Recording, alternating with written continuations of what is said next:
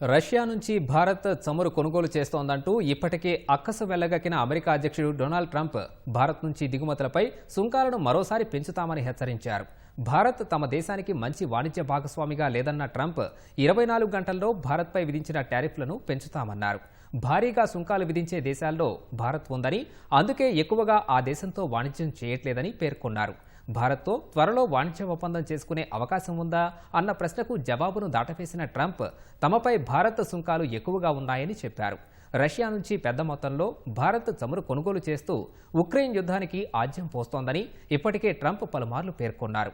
ఈ కారణం పేర్కొంటూ ఇటీవల భారత్పై 25% సుంకాలు విధించారు. ఇప్పుడు మరింత పెంచుతామని ప్రకటించారు.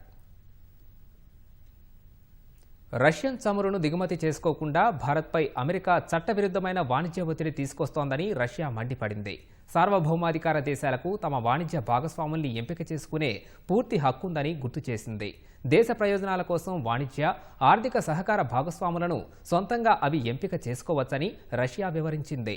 రష్యన్ చమురును కొనుగోలు చేస్తున్న దేశాలపై సుంకాలను మరింత పెంచడం సహా ఆంక్షలు విధిస్తామన్న అమెరికా అధ్యక్షుడు ట్రంప్ ప్రకటనపై రష్యా అధ్యక్ష భవనం క్రెమ్లిన్ స్పందించింది.